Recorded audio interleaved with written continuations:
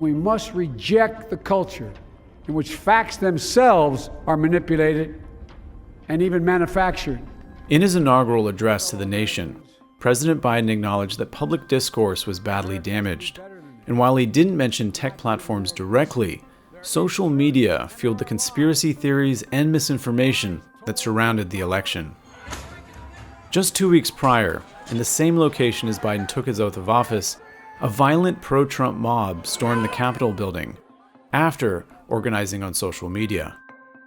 In the wake of the attack, former President Trump was deplatformed or indefinitely suspended from Twitter and Facebook for violating their policies around inciting violence. These actions have once again raised a more fundamental question. Who gets to decide what can and cannot be said on the internet? But I think big tech has made a terrible mistake and very, very bad for our country. So if you read my speech, and many people have done it, and I've seen it both in the papers and in the media, on television, it's been analyzed, and people thought that what I said was totally appropriate. Both Facebook and Twitter said they've ramped up their moderation of fringe groups and conspiracy theories in what some are calling a purging of pro-Trump social media accounts. Big tech's a free speech crackdown. To understand the events of this year, you have to look back to 2019.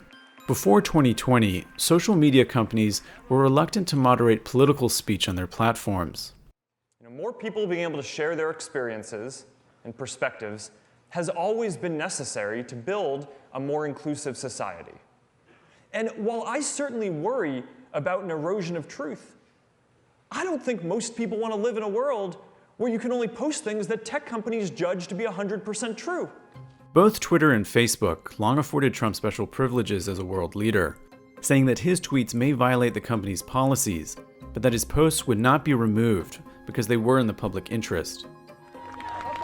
But that argument was challenged in 2020.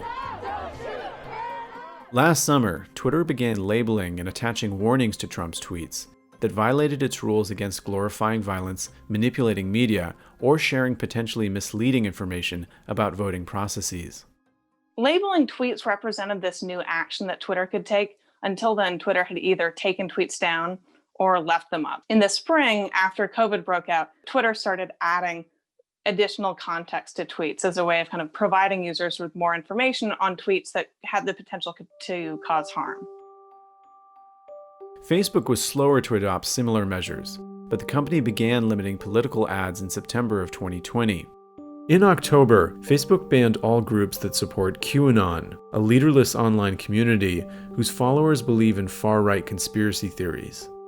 These moves by big tech were met with fierce opposition. In an October congressional hearing with the CEOs of Twitter, Facebook, and Google, conservative congressmen pushed back on what they said was the unfair persecution of right-wing voices. Mr. Dorsey, does Twitter have the ability to influence elections? No. So you're testifying to this committee right now that Twitter, when it silences people, when it censors people, when it blocks political speech, that has no impact on elections? People have choice of other communication channels with which... Not if they don't hear information. How does a claim by Chinese communists that the U.S. military is to blame for COVID remain up for 2 months without a fact check, and the president's tweet about security of mail-in ballots get labeled instantly? The goal of our labeling is to provide more context. At the same hearing, Democrats pushed back against the claims made by their conservative colleagues. Anti-conservative bias is not a problem. The issue is not that the companies before us today are taking too many posts down. The issue is that they're leaving too many dangerous posts up. Throughout December, the president continued to spread misinformation about the election results. Then on January 6th, the Capitol building was attacked by a pro-Trump mob. I wouldn't say this was the straw that broke the camel's back. I would say this is the political tides that are turning. Robin Kaplan is a researcher at Data and Society, whose work focuses on online disinformation and moderation. Data and Society is an independent nonprofit think tank that received initial funding from Microsoft, but today receives funding from a number of sources.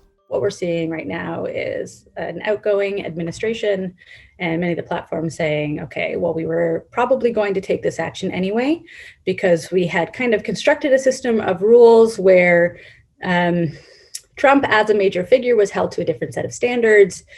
Come January 20th, he was going to be held to the same standards, so he would have been most likely kicked off anyway. Now that big tech has effectively banished Trump and some of his followers, the big question is, where will they go? Shortly after the bans, some of his supporters tried to migrate to a small social network called Parler, but then its apps were removed from the Apple and Google app stores. The same day, Amazon announced it would eject Parler from its web hosting service. We're going to be back online one day, and hopefully soon, as soon as possible. But this is a real challenge. We have to build our own infrastructure, our own everything in order to do it. Parler is one of a handful of up-and-coming so-called alt-tech platforms that include Gab and 8kun, which was previously known as 8chan. These sites brand themselves as bastions of free speech in an increasingly restrictive internet, but critics claim these sites are havens for hate speech. In a statement to the Wall Street Journal, Gab CEO Andrew Torba wrote, "Hate speech is protected by the First Amendment, and therefore it is protected on Gab." Thank you very much. The legal foundation for free speech on the internet is Section 230.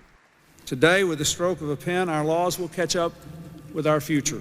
A tersely worded statute tucked into the 1996 Communications Decency Act. Section 230 shields tech companies from liability related to the content that's posted onto their sites. Basically, it means that they're platforms, they bring people together, but they're not responsible. They can't be held legally liable for different types of threats or other content that are posted to them.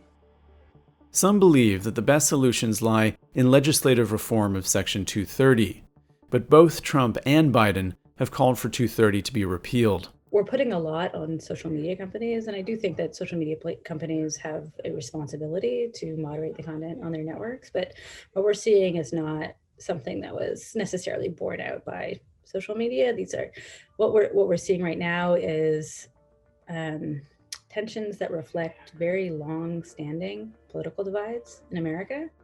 What is clear is that there are no easy answers when it comes to content moderation. On January 13th, Twitter CEO Jack Dorsey tweeted that he felt torn about his company's decision. The day after President Biden's inauguration, Facebook said its internal oversight board would review the company's decision to indefinitely suspend former President Trump.